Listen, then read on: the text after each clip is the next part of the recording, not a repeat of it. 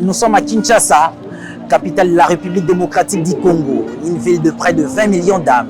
Ici, les marchés sont des endroits à grande fréquentation, mais aussi à grande production des déchets et des recettes publiques qui exigent une gestion efficace. Dans ces grands reportages que nous vous proposons, nous avons approché plusieurs acteurs du secteur, les gestionnaires, mais aussi les commerçants. Et il semble que la réalité est loin d'être connue.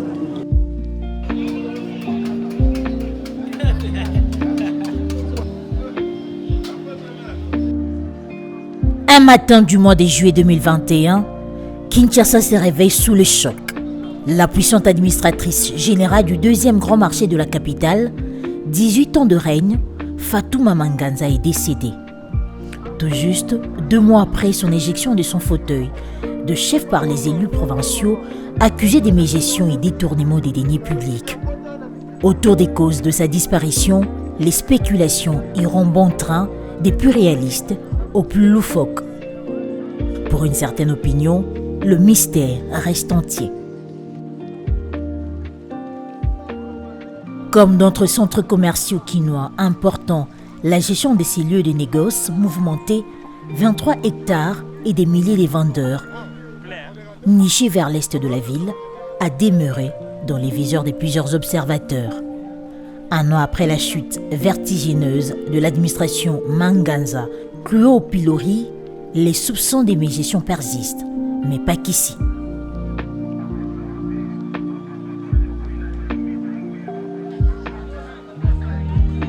Plus loin, au centre de la ville, s'épointe un autre marché urbain Gambela. Celui-ci n'est pas non plus exempt de suivre. Sa gestion est remise en cause, entachée de la mauvaise réputation que traînent certains lieux de négoce quinois, urbains ou municipaux. Dans ce contexte, où le marché central à Plaisando est inactif, en pleine réhabilitation.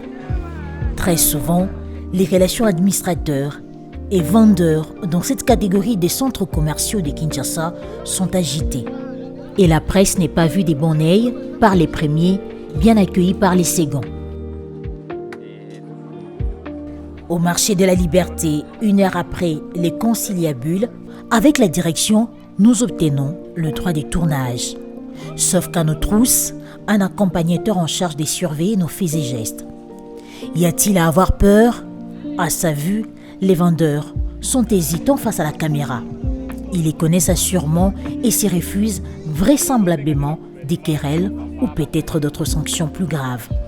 Les plus courageux, à la moindre distraction du commis à la surveillance, manifestent leur agacement.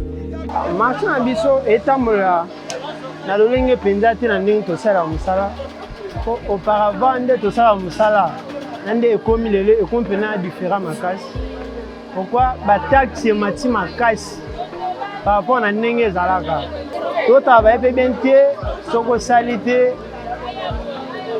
ozaka toujours une obligation peut obliger à futa bon courant ba taxe comme ça là c'est bisanga bone na travail be courir qu'il a vendre linga pour exacter maintenant pourquoi na photo na 15 heures photo futa 1200 donc na perdre na gagner et dans l'état côté impôt taxe route la pays non oyagabwe et mati plus 500 plus 1000 francs plus 2000 plus 3000 et ça fait bien pire. Une vendeuse soucieuse de prendre parole, bien qu'intimidée, prédit à la va-vite l'arrivée imminente des vendeurs de tickets, une sorte de collecteur des taxes quotidiennes. Et elle n'avait pas tort.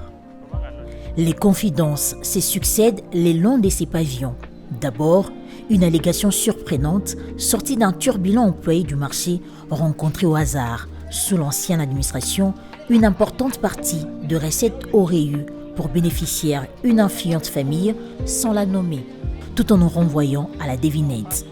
Puis, les couturiers qui se disent lassés de payer au quotidien 1200 francs congolais, une équivalence des 0,60 $, en parallèle de 400 francs congolais, soit 0,22 $ par les tickets et le droit d'étalage.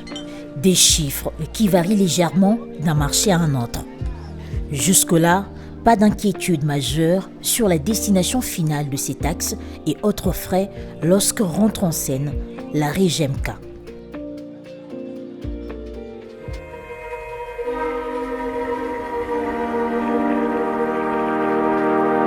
Cette bête noire des marchés de Kinshasa aux possibilités d'action limitées malgré elle. Depuis l'investiture des gestionnaires de cette régie de gestion des marchés de la capitale, initiée par le gouverneur Gentini Ngobila, et chargée notamment de lutter contre le coulage des recettes enregistrées par les marchés de la ville, plusieurs inspections ont été menées et les conclusions sont sans appel. Les importantes recettes de marché sont objets des mégestions de prédation, des gestions opaques au bénéfice des réseaux mafieux. Conséquence, l'état nauséabond notoire des marchés de Kinshasa révèle le directeur général de cette régie. Il y a des gens qui ont transformé le marché de Kinshasa dans des réseaux mafieux. C'est-à-dire, on ne connaît pas combien de tickets on produit par jour, on vend combien de tickets. De ces côtés, il y a des administrateurs. Le percepteur lui amène des recettes que lui-même, des fois, ne maîtrise pas. Des percepteurs aussi qui se servent. Alors, ce système-là, c'était très difficile. C'est difficile jusqu'à aujourd'hui. Et les percepteurs sont entrés. Ils sont dans la mafia. Et les administrateurs aussi, qui ne savent pas à quel sens se vouer, entrés, il y a ce qu'on appelle donc, quelque chose qui est bien entretenu. Des allégations lourdes contre les administrations de marché de Kinshasa. Est-ce véritablement le mode à travers toute la capitale? Les indices tels que la trouille face à la presse peut être un indicateur.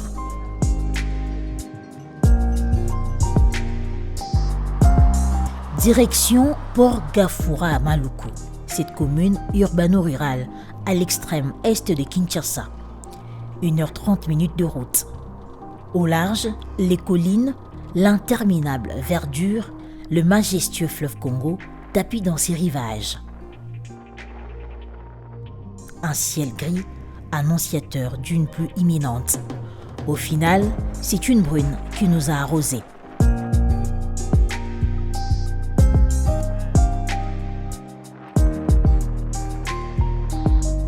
Arrivé à ce port, aux allures abracadabresques, en fin d'après-midi, les démarches administratives nous accueillent. Un agent de la Direction générale de migration nous reçoit en ses principaux lieux de négoce du coin. Quelques précautions d'usage s'ensuivent, des mesures strictes tombent. Pas trop d'éloignement des agents de sécurité devant entendre les questions posées aux vendeurs et des réponses. Il est clair, pas des questions sensibles. Il fallait bluffer et compter sur les vendeuses bavardes.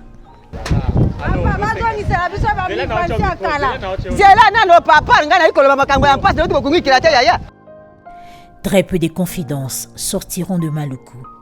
Une chose est certaine, il y a eu interdiction de creuser davantage. D'où la crédibilité des révélations de la REGEMK sur l'existence des réseaux mafieux bien entretenus qui feraient obstruction à la bonne gestion des marchés de Kinshasa, exigeant des moyens d'action importants. La ville de Kinshasa a la taille d'un pays. Si vous prenez le nombre d'habitants constants, vous prenez la superficie, vous avez une idée. Mais si vous voulez identifier tous les occupants du marché, il nous faut des moyens. Mais quand nous avons été investis, nous avons fait une mission. On a commencé par le marché de la liberté, où nous avons identifié le nombre d'occupants, le nombre d'étalages, il y a quoi au fait, même les trous d'Ira. On a essayé un peu de répertorier pour que nous puissions avoir une idée.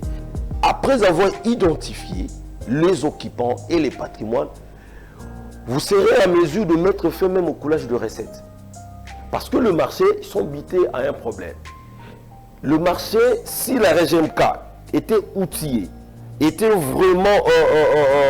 avait vraiment les moyens qu'il faut, la REGEMK pouvait même servir de poumon financier à l'instar même de la DGRK.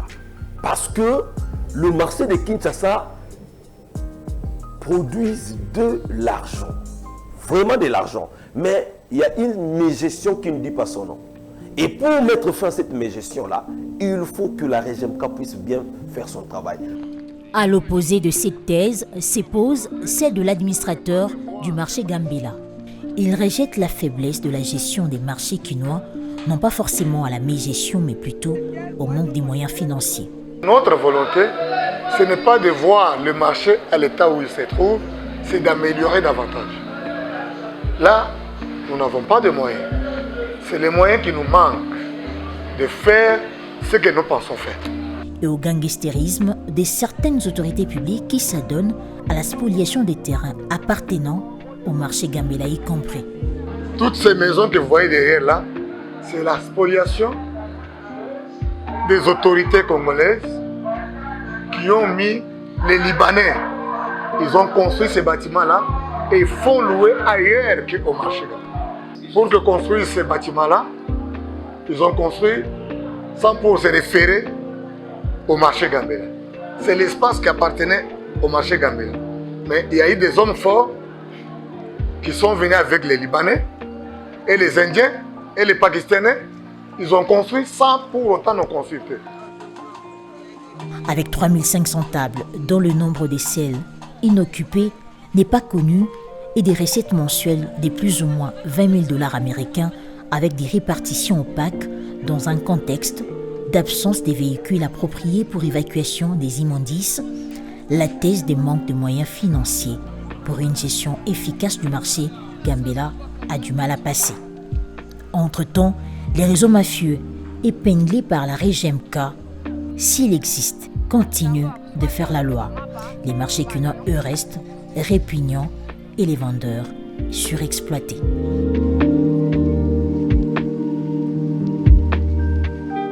Vous avez suivi et chacun y a tiré sa part des vérités. Le rendez-vous est donc pris pour les prochains grands temps.